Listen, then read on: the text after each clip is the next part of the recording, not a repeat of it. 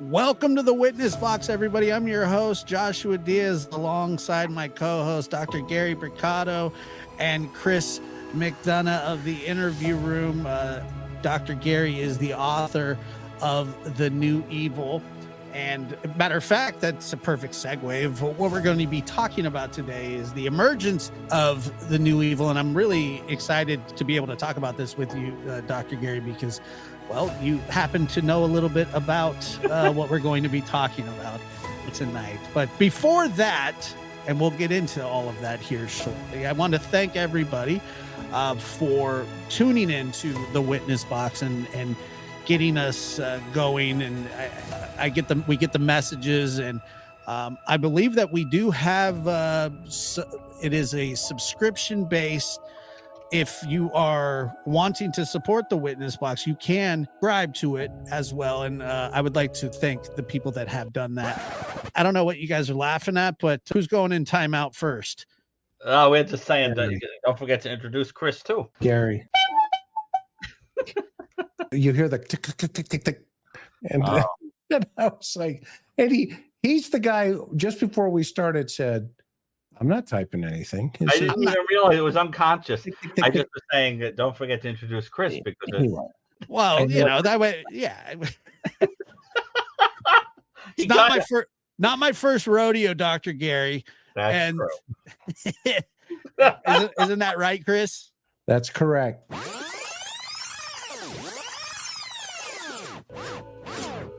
Chris, on our last episode that we did talk about, speaking of Chris McDonough of the Interview Room, thank you, Dr. Gary, for reminding me that Chris is on the show.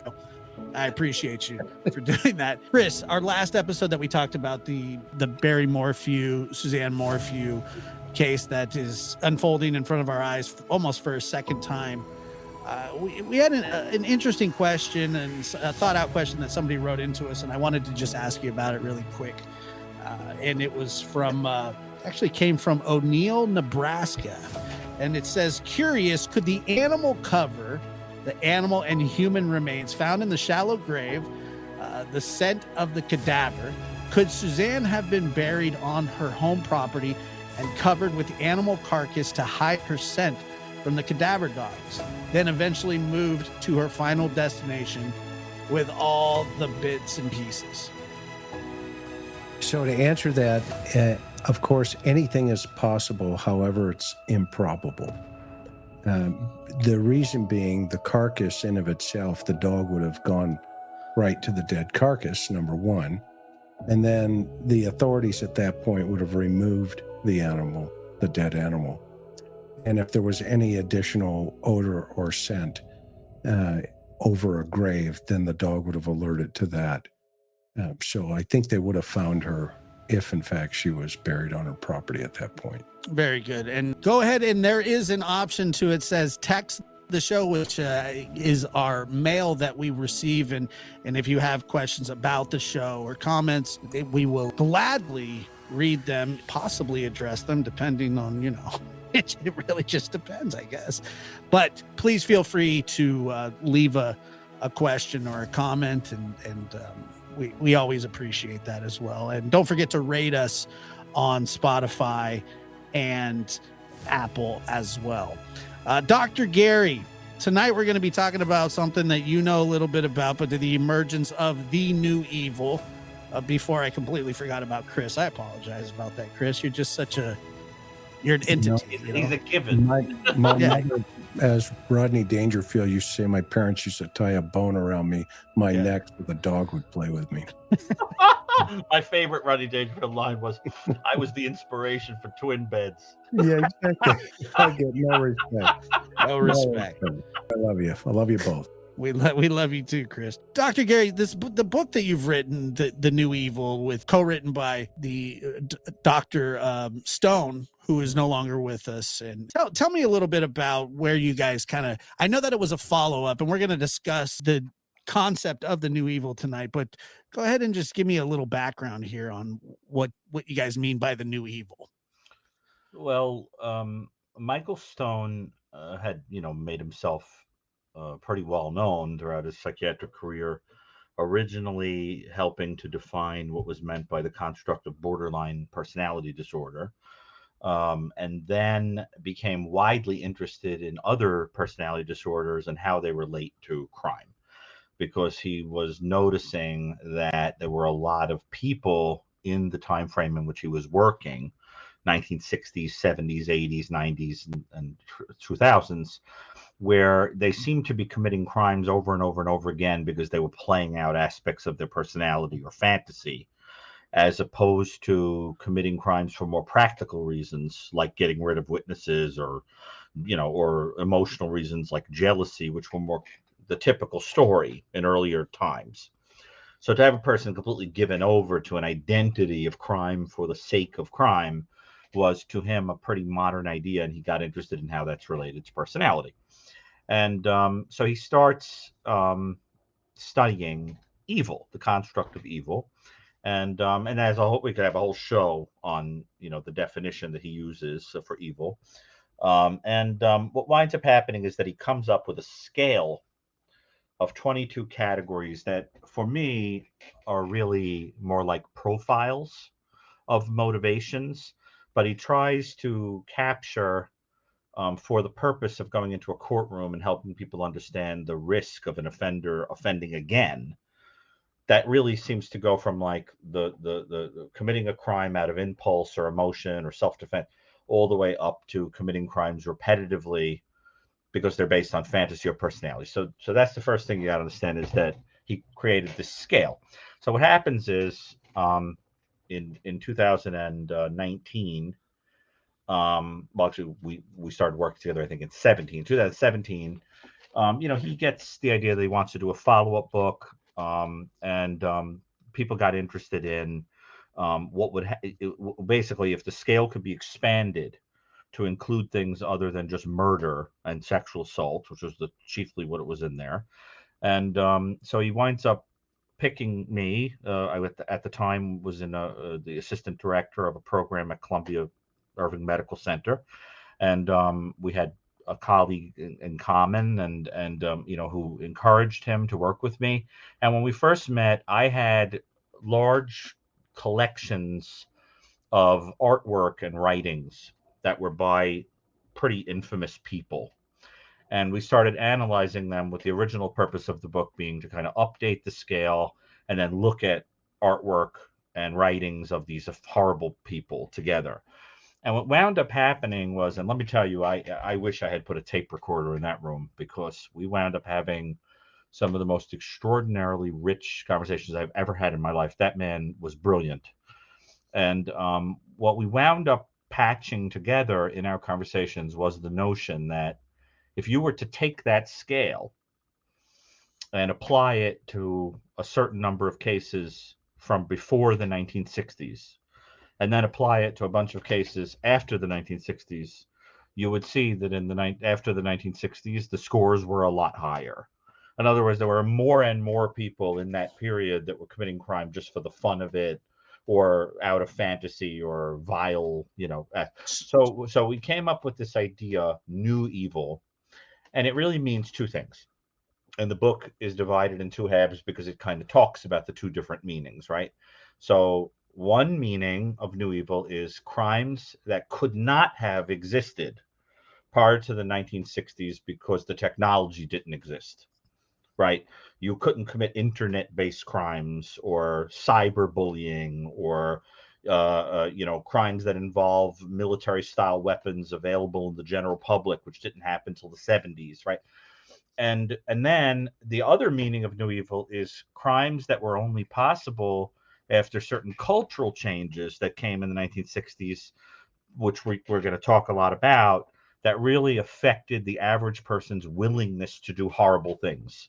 The inhibition level changed. We were all kind of desensitized every day, more and more. And now what's happening is that crimes that used to be like the crime of the century in earlier days are now like buried on page 20 because they happen every minute. So that, like, you would never now see on the front page of the paper something like, man kills pregnant girlfriend and runs off with her money, crime of the century.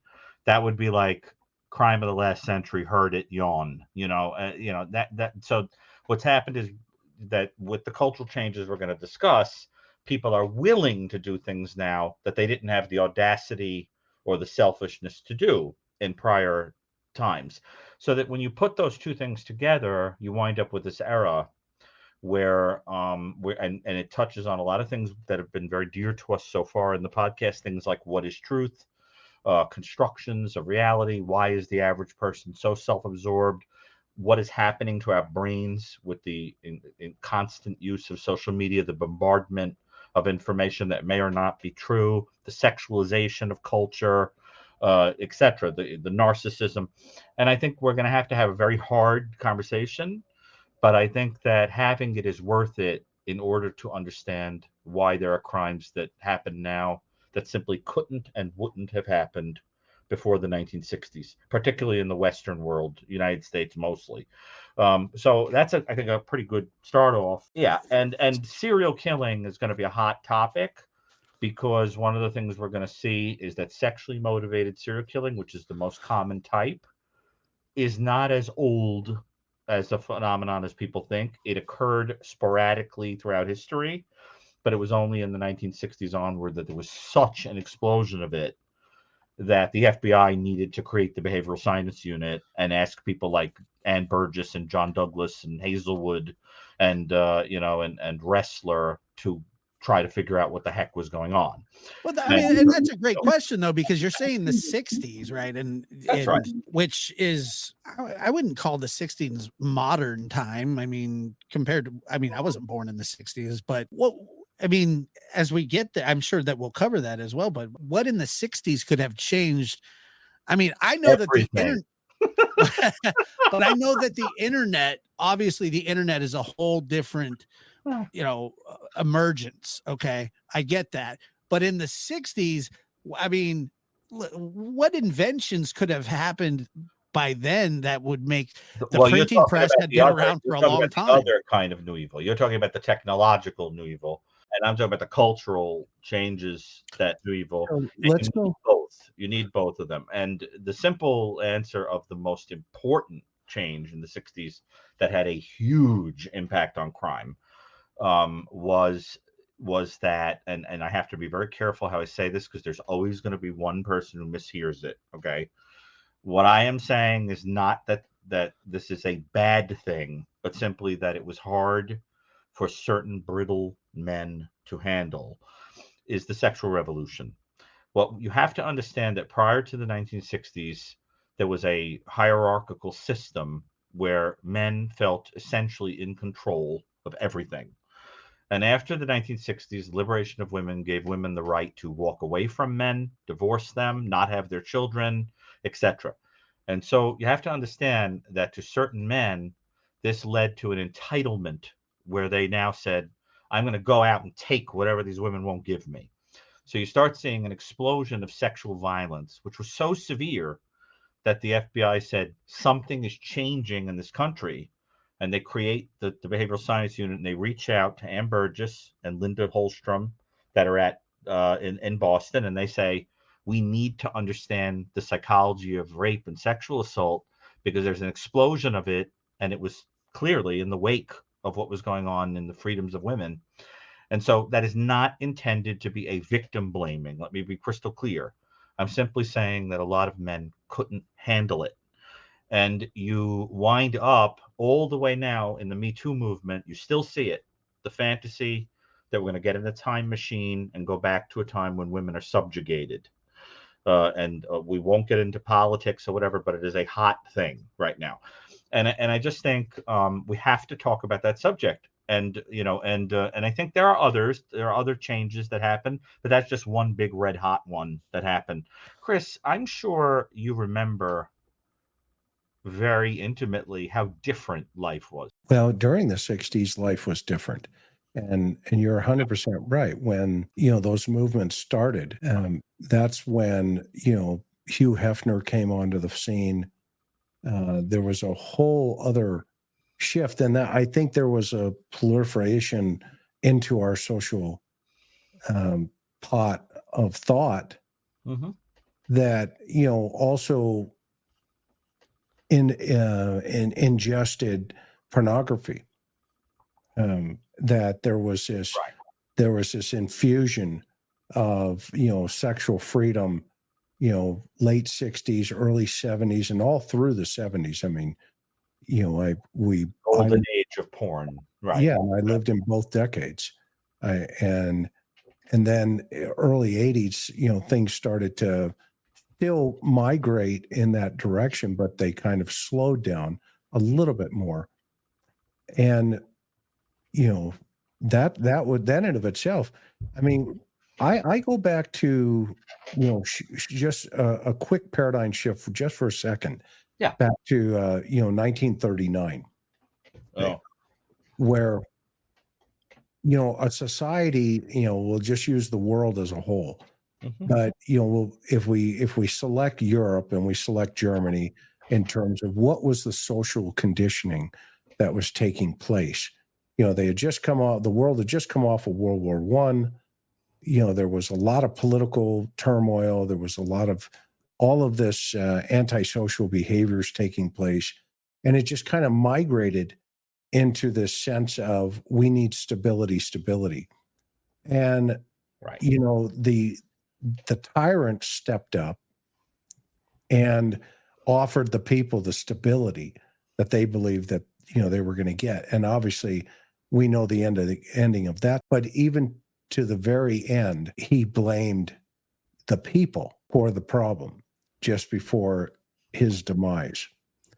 And now if we take the generation who came off of that horrific World War II and into the late 40s, into the 50s, they were looking for stability once again. There was a lot of, soldiers who came home with PTSD, yet they started planting themselves into the rural communities within this country.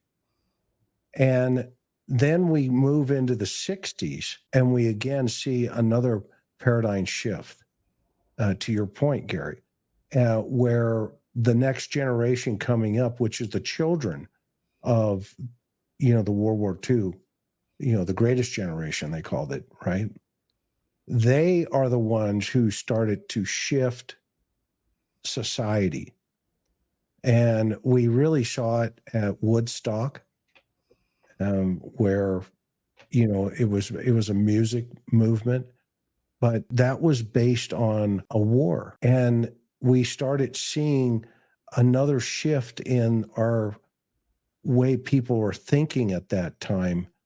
And it's really fascinating if we do an overlay of where we are in 2024 and where we were in 1965, we're starting to see very similar type of social behavior. It's actually pretty fascinating because, we're starting to see, 65 through 68.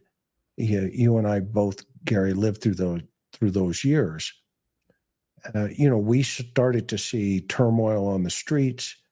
That turmoil turned into, disassociation with, certain groups, certain types of people, certain types of personalities. And we started to fracture ourselves into individualism. And I think we're starting to see some of that. And I think the criminal element is finding a way in to that fractured society. And it's really fascinating that you and Dr. Stone, created this idea that said, okay, well, we've got these 22 categories, but what shifted these categories, from that time period, 1964, during the 60s forward, and now here we are. Is there going to be another shift within social construct? The truth of the matter is that what changed was philosophy rooted in what people believed, philosophy rooted in what was being taught in school, what was in literature, what was in films, and much of it influenced by communism, much of it influenced by the reduction of people by constructs like the Industrial Revolution, and the idea that ultimately all there was the economic, like communism taught, or the idea that we were just descended from animals, so there was nothing special about the human being or any dignity. A lot of those ideas had a very large influence, but I think one of the more problematic was when people took Freudian ideas out of context, because Freud had this idea that we were sort of a constant balance of this superego, which was like a internalized parental religious voice that told you what you shouldn't do and what you should do, and this id, which was a kind of dark pot of all the awful, naughty, terrible things that people want to do or fantasize about doing, and then the ego that balanced them. And so there was this idea that, like, if you were too rigid and too inhibited, you weren't living life to its fullest, and that sex had become taboo because in the Industrial Revolution, having children was very expensive. It was very different than the farm life where you wanted 15 kids and 10 of them were going to pass away and the rest worked on the farm. Once we had the Industrial Revolution, it was complicated to have 2 kids. So this taboo developed about sex, according to Freud's way of conceptualizing why that happened. And so the whole idea was stop having such hang-ups, because that's going to come out in pathological ways, weird fetishes and paraphilias and violent behavior and war and everything else. Well, if you take that idea to an exaggerated extreme, you basically give people a permission structure to let it all out, to vent it all. And that was a huge problem, because what wound up happening is, I think, is this. We are not here, and you could take us however you want, but when we talk about issues of faith and philosophy, we are not here. We are not here to tell you what to believe or whatever. I'm simply saying that when people have philosophical or spiritual ideas that give them a direction, a sense of identity, a purpose, they have a kind of glue to the character structure that makes them less likely to act out because they think someone's looking, right? There are certain things they have internalized as wrong, and it gives them a sense of purpose, so they're less empty. They feel everything they're doing is going somewhere. When those things are taken away from a culture, like in the postmodern world, you wind up in a soup where anything goes, right? So what we mean by the word modern simply means that there are modes. I am Jewish, I am Christian, I am woman, I am male, and you behave according to that mode or identity. In the postmodern world, there are no modes, so you can be any mixture of those things you want to be. And that lack of mode has created a soup that is terrifying to a lot of people. And you would be shocked how that figures into violent crime.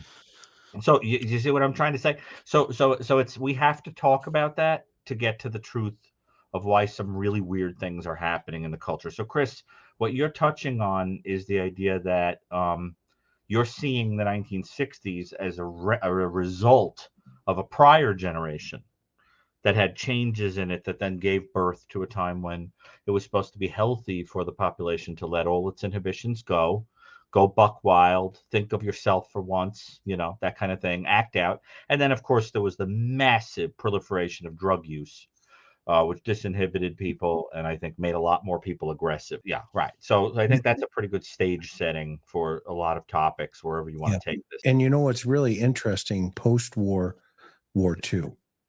Yes.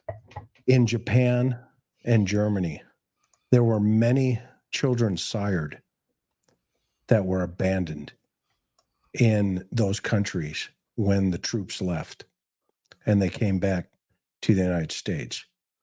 And what's interesting is I often have thought to myself, were those consensual encounters or were they taken? And did that lay a foundation for a behavior into the 1950s? And then when the 60s hit, it kind of exploded because, I lived in Japan for 3 years. Oh, I didn't know that. That's very interesting. In Yokohama. Wow. Nihongo wa shaburu skoshi desu ne. I speak a little Japanese. Okay. And the idea that I remember was there were, by this point, this was, in the 60s, there were angry grown children at that point. about the presence of Americans in the country, and they used to say, "Gaijin, go home." Okay, and that was because of the post-war behaviors. You know, that there were no rules in war, and then when the war was declared, ceasefire, surrender, then all these post-war behaviors showed up, and all these children eventually were brought to life. Those are the same people that now come into modern society, i.e., the 50s, you know, late 40s, early 50s. And today we see this idea of how did we get to where we are today? Why are we looking back? Why did you study this in such depth with Dr. Stone to the point where you guys categorized 22, you know, of the worst, 22 being the worst type of offenders? What were the social paradigms and the social shifts in the last, you know, 30, 40 years? And what's I guess we can, you know, just kind of philosophize here tonight, you know, a little philosophy going here, but what's going to be in the next 20 years going? Right. Michael and I predicted that 22 wouldn't be enough because, I mean, we end the new evil with a very stern warning, you know, that we used, you know, the old analogy of the frog in the pot that's gradually getting heated. You know, if you heat the pot very quickly, the frog will leap out. But if you do it slowly, the frog will boil to death. And that's essentially what's happening, is a slow simmer. So we are at a point now where a person could commit the most atrocious crime imaginable, and I mean the worst imaginable crime, things that are all the way up in category 22, repeat torture, murder, you know, with a sexual element, the whole thing, kids involved, dismemberment, mutilation, anything. And people won't bat an eye because they're desensitized to it. They'll say, boring, give me a story I don't know anything about. They'll talk about it on the news as if it's exciting. And then, you know, because it's not taboo anymore. And then what will ultimately happen is that when it goes to trial, people will actually try to convince the jury that the truth of their own senses isn't real, that some technicality should let this maniac back out.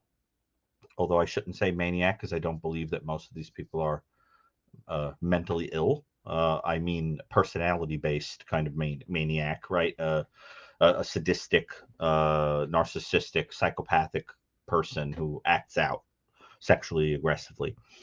And so that what you wind up now with is a problem where even society doesn't teach people to internalize the idea that those things are so horrible that you should never even think about doing them. The other problem is desensitization. We are all so desensitized that at this point we're not shocked by you know, what would have been pretty shocking pornography in the 1960s is now like you could put it on cable as like softcore pornography. The pornography has to keep getting upped in terms of what it's doing, and it's ruining marriages and relationships because nobody could do in real life what goes on in that stuff. And we know also that it was fuel for a lot of offenders. I've had long conversations with Ann Burgess about what went on, you know, in the FBI when they created behavioral science unit. You'll all see it in the series about her life, Mastermind, coming out in June. I'm on that with Ann, and you know, one of the things that it was very clear that Ann helped to make household knowledge is that pornography was a fuel for serial sexual offenders. And what we're seeing now, Chris, I think it's worth talking a little bit about, is how the internet, the metaverse, social media is making that fuel too easy to get. And when that's not enough, you'll spill over into doing it to real people. Do you want to talk a little bit about that, about how uh, about the internet and how it has made pornography just too easy to get your hands on?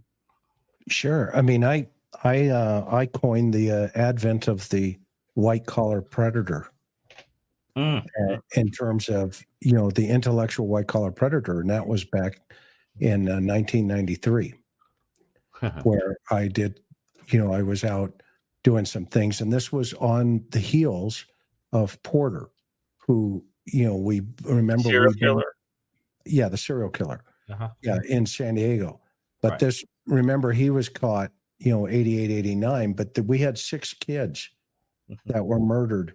When Letitia was kidnapped December 16th, 1989, there was also other children that were murdered at the time, the Laura Royo and a bunch of other kids. And then the 90s came in. And so the question was, what's going on? Have people changed their victimology here? What's happening?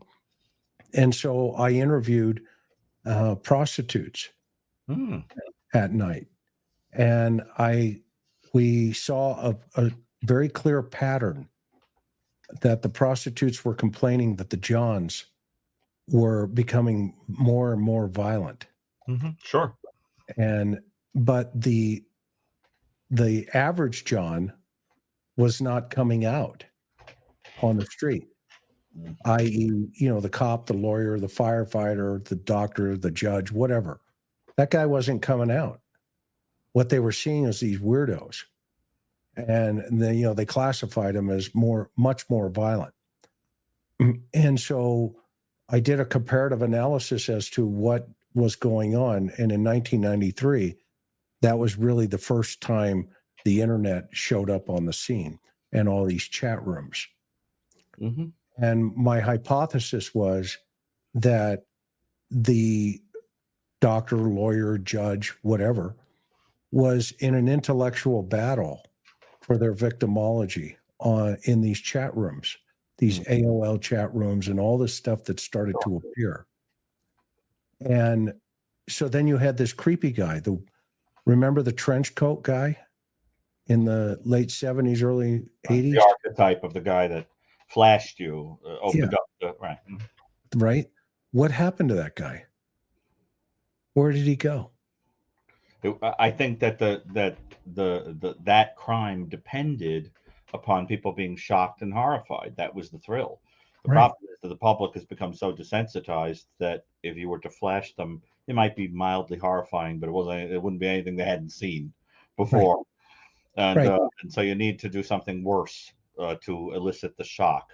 Yeah. So my theory was he was forced into a voyeurism role because he couldn't intellectually compete in the chat room with the doctors and the lawyers and all these other intellectuals who were trying to vie for the 15-year-old, 14-year-old, 13-year-old victim.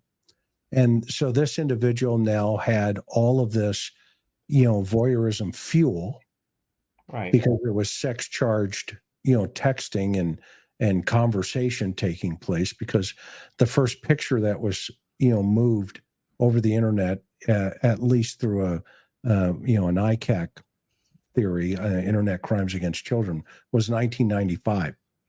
So it was 2 years of a lot of this, context, speech that these individuals were consuming internally. Well, my theory was they had to go expel that fuel. And they went onto the street. And those are the individuals that the prostitutes were dealing with. The guy who wasn't intellectually capable of competing in a chat room.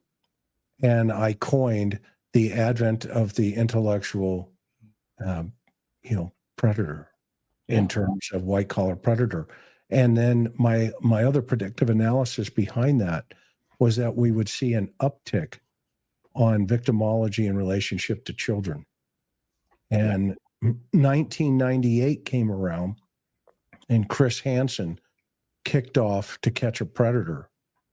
And lo and behold, these guys were coming from hundreds of miles for a 14, 13-year-old. But guess what? They were all intellects. They were brain surgeons. They were doctors. They were lawyers. They were the list that my predictive analysis in 1993 said we would see. And lo and behold, my phone went nuts. And it was like, holy crap, you had said this years before it happened. What was going on here? I said, well, I listened to the street. It wasn't rocket science. I listened to what the prostitutes and the girls at night were telling me. And they were saying, hey, something has shifted in our culture. Something happened. And it was the advent of the internet. Anne's point when they were looking at this, that now we all take for granted, but was totally novel when Anne proposed it with Linda Holstrom, is the idea that these sex crimes needed to be understood not they were not about sexual gratification, they were about control, domination and control. And so the idea, if you link it with the way that Michael and I are talking, the idea is that men lost control at that time and have tried every perversion in the book to regain a sense of mastery, control, domination over women. And that includes everything from sex crimes, peeping, pornography, fantasies, attacking them, assaulting them, rape. And it can also include things like people assaulting children over whom they feel they have more dominance and control. So you would expect to see more of that in a world in which men are feeling small and inadequate and so forth. But it is not intended to be an excuse in any way at all. The other thing that's very interesting is that there was also an explosion of serial killers attacking same-sex victims. And they are very interesting to think about in terms of toxic masculinity and how they were not people who met the demands of the time that they grew up in, right? Where they were told to be, John Wayne. I mean, John Wayne Gacy was named after John Wayne. It was nothing like John Wayne as a boy. Let's put it that way. And he was picked on brutally for it. He was basically a closeted gay male who took his hatred out of himself onto his victims. So, but I think it's impossible to talk about this stuff without getting into the cultural. And I want to be clear: there were serial killings before the 1960s, but you could count them on a few hands, and they usually weren't predominantly sexual in nature. People always point to Jack the Ripper. That always bothered me and Michael, because we would point out that the leading theory on Jack the Ripper was he was completely psychotic. The recent revisiting of a cloth that was worn by a victim, which had what is believed to be a semen stain on it, recently being analyzed, led to the conclusion that Jack the Ripper was almost certainly a man who had been institutionalized at the time of the Jack the Ripper killings. John Douglas had said, when he looked retroactively at the Jack the Ripper cases, that was probably a psychotic person. And that makes sense, because most of those crimes, like for example Albert Fish, in his whose criminal career ends, after the Grace Budd murder, he was completely psychotic. I mean, there was no question. He was a psychopath who was psychotic. And it's only really in the 1960s onward that you get men who are quote unquote sane, who say, I want to go out. It will be my identity to go out and repetitively kill, torture women, and get a sense of power over them. And before the 1960s, the primary motive for serial killing was like money. Killing women because you were robbing them, lonely hearts killers, H.H. Holmes wanting their skeletons to sell, to medical colleges, things like that. Those are practical. Post 1960s, it's sexual. And we have to talk a little bit about that idea. I learned something very interesting from Ann Burgess. I think the audience will find this fascinating. The term serial killer, she was there when they were applying it, right? Originally had nothing to do with a series. It had nothing to do with that there were multiple killings by the same person.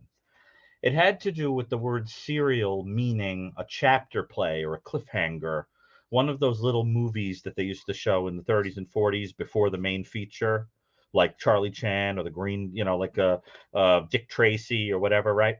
Lone Ranger. And the idea was that the killer, who was purely motivated by fantasy, ego, a very 1960s onward motive, right, was so given over to their crimes that they were like the villain in a serial. They were like the black clad killer that was like a kitschy character with a nickname, right? A Zodiac, that kind of thing, right? And so the notion was they are like the people in cliffhangers, but because it has the double meaning of referring to a series, they wind up with the definition that a serial killer is someone who kills 3 or more people separated in time by cooling off period in the service of abnormal gratification, psychological gratification. That the definition has now changed in ways I don't like, but it used to be about abnormal gratification. Now, there are certain offenders we could talk about that simply could not have existed before the 1960s, right? Simply Well, could not have happened. And we should talk about some cases now that are decidedly modern. yeah, no, Um, I think Koberger is a good example. right. But if we stay with the '60s for a second, Yeah. right? We've in 1968 we've got the Boston Strangler, Mhm. and he was kind of the one of the catalysts to the BAU was started in 1972. Okay? Correct. So and all of the John and all those guys, they all started to reflect back and go, okay, wait a minute, what is happening in this cultural shift, to your point? And then, they get into the 70s, they bring Anne in because at the time she was doing, unbelievable work with. About what their attackers were doing to them. Right, Asking exactly. them, what did they say to you? What was the script? What did they make you do? And learning. Yeah, right. Yeah, she was part of a SART, sexual assault response team. Mhm. And she was the pioneer. She was actually the legend who created the whole process. Yes, literally a living legend. Literally a Yeah. living legend. And it was interesting because they had to listen to her position in this, right? I mean, we're the world now in society, there's a cultural shift in society where men are now, somewhat reluctant to allow women to, blossom and be who they are. And yet you have this brilliant sexual assault expert sitting in the boardroom, for lack of a better term, in the FBI and going, guys, we got to start thinking about A, B, C, and D. What was that like, Gary? You think in terms of from a social perspective, and how did that contribute to the identity of these criminals, where we could start categorizing them through the uniform crime codes in the FBI and the reporting? Well, the big things that you really started to see were people who were committing serial murder, where there was a lot of repeat sexual aggression that was increasingly awful, right? So it wasn't just rape. It was rape where people were playing out a perverted fantasy with the victim, where they were totally humiliating them and torturing them, or punishing them simply for being a woman or for being a symbol. They became like a surrogate victim of some woman or person in their life that had hurt them or that they perceived to have hurt them, or women in general. And then they would go out and kind of repetitively take revenge by taking it out on one kind of surrogate after another to perfect a fantasy. So what you started seeing was people who had long-standing fantasies of subjugating women or some group to level the playing field, and then acting on it because the social kibosh on acting on it had been lifted, a little bit, right? There was also the disinhibition of drugs and alcohol, and it took a kind of a narcissism in the culture to make a person say, I'm entitled to go out and play my fantasy out, right? And then what would happen was you started seeing crimes that were very new, people doing things that were very new, like killing purely for the sake of ego. Like, I'm going to hunt my victims for amusement. I'm going to create a cool nickname and torture the authorities with my, that they'll never figure me out. I'm just for the sake of feeling more powerful than others. I'm going to create an explosive and bring it on a subway and blow people up. that kind of thing. So that the motive is not practical at all. It's ego, sex, domination, control, fantasy, power. So that when you talk about a case like the Zodiac Killer, you couldn't have a Zodiac Killer before the 1960s. When you talk about somebody like Charles Manson, you couldn't have a Manson before the 1960s. They were almost like avatars of what was sick in the culture. As a matter of fact, there are people that consider Charles Manson a pop icon, no different than John Lennon of the time, right? They see him as a catalyst for change, speaking against the man, overthrowing the status quo, etc. Taking what you deserve because you're an individual, etc. And of course, you couldn't get more evil than somebody like Charles Manson, who had no interest whatsoever in anybody but himself. But I think that's the key is that underneath all this philosophical change was selfishness and darkness. And that's where we have to be careful, because we can't throw the baby out with the bathwater. There are good things that have happened. It is a good thing that we make an effort to reduce racial injustice. It is a good thing that there is an equalization of women and men, irrespective of whatever you feel about religion, philosophy, whatever. You can't say that's not a good thing, right? But the problem is that you get people who are too disturbed to handle it. And now, So Josh, do you you've been think very that? quiet. I'd love to Well, hear no, I'm your just thoughts on listening. all this. Yeah, I'm listening because I find it fascinating. But are yeah, you talking about like bohemianism? all of it. Yeah. Because remember, bohemianism is at its heart the attitude of, I don't need to do what the bourgeois, ordinary idiots do. I'm Right. It's above like it. counterculture. Yeah, but at the essence of it is a kind of narcissism. It's it. I don't need it, right? And so there's a selfishness at the core of it. And you have to understand that it was how do you want to put it, Chris? That it was an effort to say that every individual was special, which is like a variation on the theme of you have your own soul. There's something wonderful about you. You contribute uniquely to society. But taken to its Mr. Rogers extreme, the implication of it is everyone is terrific, even people that do awful things, right? Right. So that now you get people who say, you can't call that guy terrible for molesting and mutilating those people. He had a bad life. Right. Yeah, That kind of thing. Right. it was one thought collectively, collective idea. Right. And, but again, it goes back to, remember, we were coming off of, just 20 years earlier, off of World War II, where, whole villages like Dachau were walking around, the village, like everything's going great today, nothing's happening. Next thing you know it, all these tanks roll in and say, Right. well, hey, let me show you a couple of blocks away. And everybody went, whoa, what is this all about? And that idea, that individual collective idea of the individual person did not, it merged itself into the 50s and into the 60s. There were rumors of what was going on over in Europe, and it had reached the United States.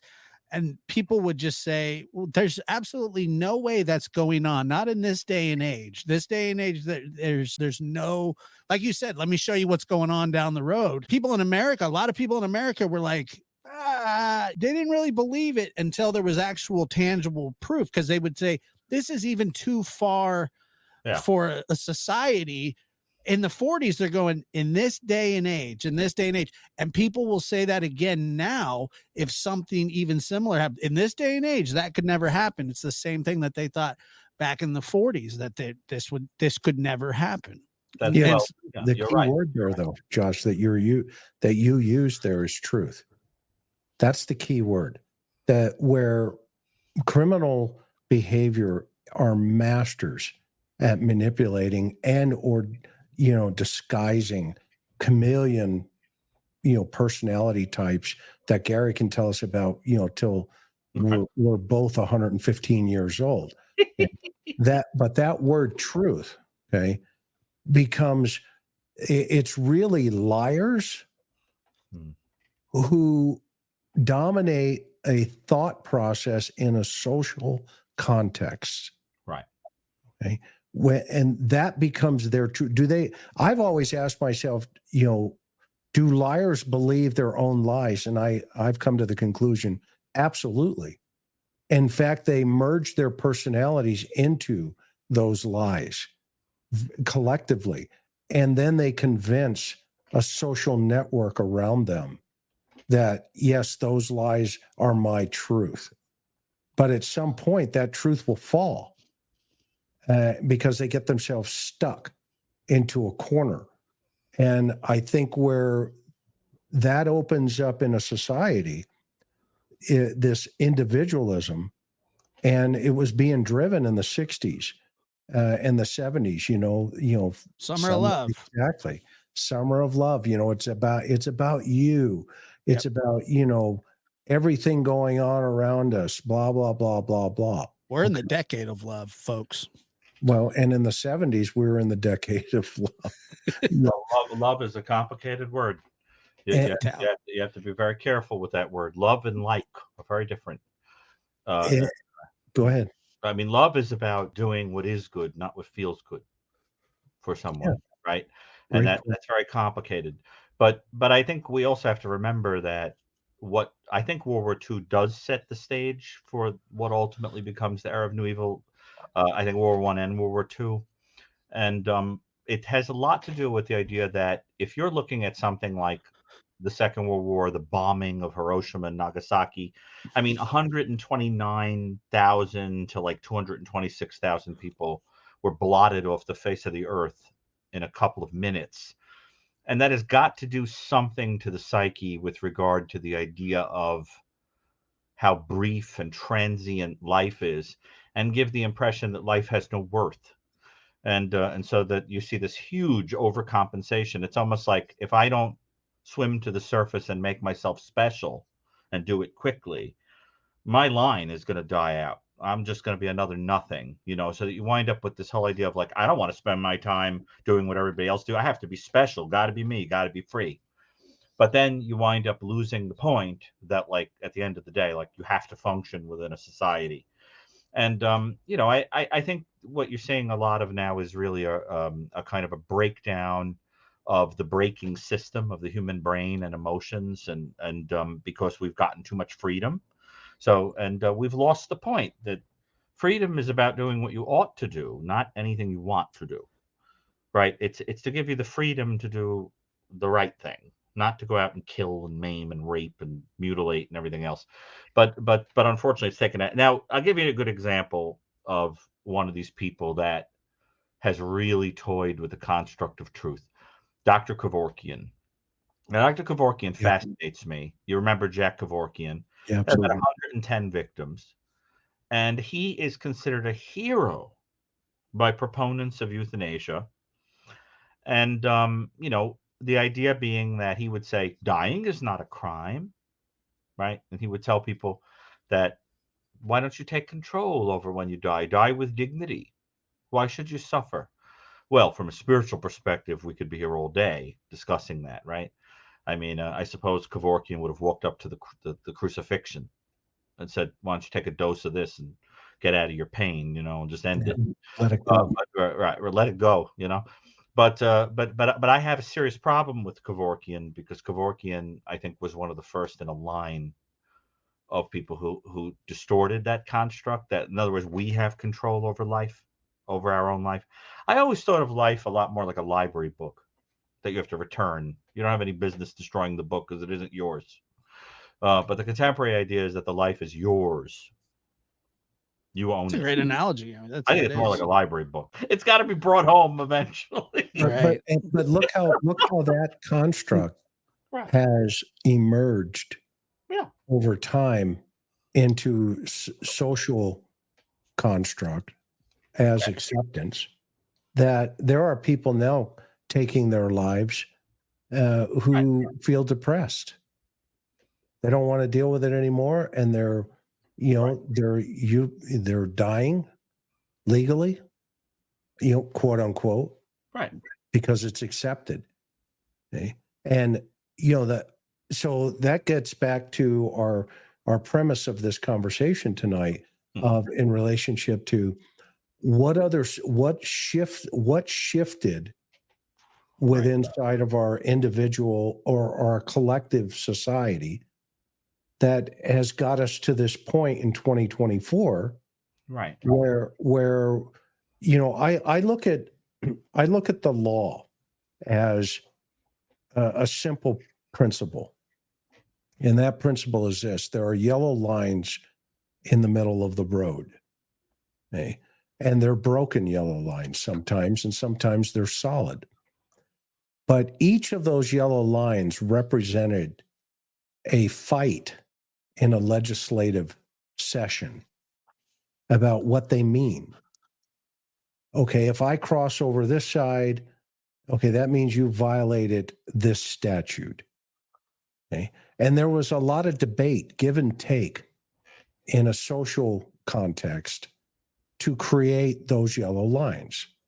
And the reason they were created is because when the car came onto the picture, when cars came into the environment, they were smashing into each other. It's not like two horses hitting each other. They were now smashing into each other and people were dying. And so the idea says, well, how do we keep each other on the same road, yet separated? And so the idea of lines in the middle of the road separated. And when a society erases those lines and the law is not enforced, then collisions occur, yet there's no blame. Because nobody can point to a structure that says you crossed over into my lane or I crossed into your lane. I'm at fault. So there's no accountability.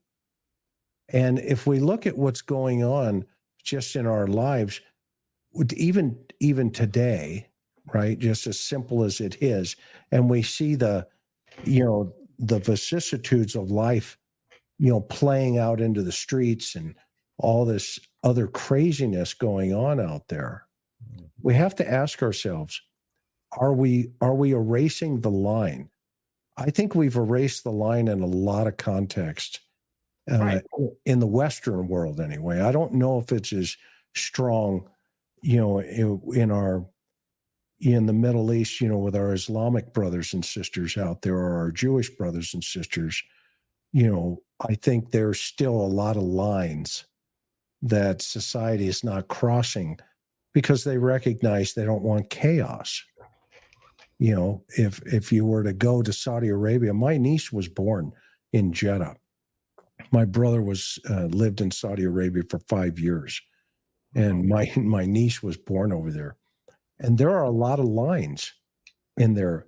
But the most fascinating thing is on trading days, my brother used to say you would go to the market and you would see wads of money going over the heads of the traders from one person to the next. And not a single person was reaching up and trying to grab it going over their head. Okay? Because there was a structure to that society. And he said, try doing that on Wall Street. Just throw a wad of money across the street. He said, and watch what happens. Okay. And he said, that's a social context. And I think it's really interesting that, our Islamic brethren over there have figured it out. And we in a Western world, to your point earlier, Gary, not to get political or anything, because I'm not going to, the idea of what is truth, what's normal today around us, and how does that create bigger crimes and more crimes? I would submit to you, yes, it does. It Absolutely. does. That's the whole premise of the construct of new evil.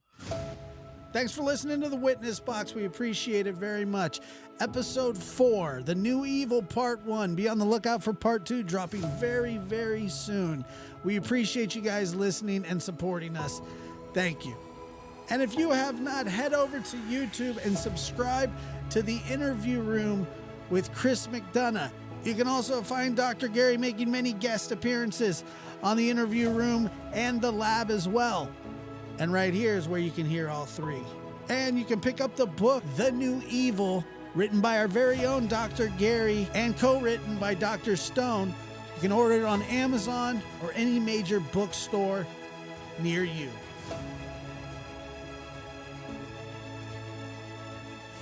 Woe to those who call evil good and good evil, who put darkness for light and light for darkness, who put bitter for sweet and sweet for bitter.